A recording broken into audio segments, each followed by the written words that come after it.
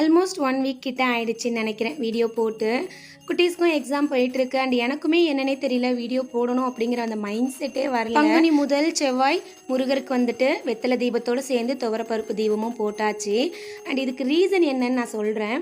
கொஞ்ச நாளுக்கு முன்னாடி நானும் ஃப்ரெண்டும் வந்துட்டு மணக்குள விநாயகர் கோயில் போயிருந்தோம். இப்போ கும்பிட்டுட்டு வெளியில் வரும்போது அங்கே நிறைய பேர் கைரேகை பார்க்குறவங்க இருப்பாங்க.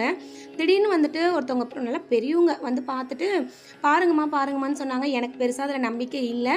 நான் உங்களுக்கு காசு கூட கொடுத்துட்றேன், பட் பார்க்கலாம் வேண்டாமா அப்படின்னு சொல்லிட்டு. பட் அவங்க ரொம்ப கம்பல் பண்ணாங்க. ஒரு 90% கைரேகையை பார்த்து அவ்வளோ எல்லாமே வந்துட்டு ஓரளவுக்கு கரெக்டாக சொன்ன மாதிரி எனக்கு ஃபீல் ஆச்சு. டக்குன்னு எமோஷனலாகவும் ஆகிடுச்சு. ஹஸ்பண்டுக்கு உடம்பு முடியாமல் போனது, தம்பிக்கு உடம்பு முடியாமல் போனது எல்லாமே சொன்னாங்க. நான் எதையுமே சீரியஸாக எடுத்துக்க மாட்டேன். கடவுள் இருக்காங்க, பார்த்துப்பாங்க. இந்த சுச்சுவேஷனில் இது நடக்குது, இதை அக்செப்ட் பண்ணிக்கணும் அப்படிங்கிற மைண்ட் செட் தான். முடிஞ்சால் 9 வாரம் முருகருக்கு வெத்தலை தீபம் போட்டு பாரு, கண்டிப்பாக நினச்சதெல்லாம் நடக்கும்னாங்க. எதிர்பார்ப்பு இல்லாமல் ஸ்டார்ட் பண்ணிட்டேன்.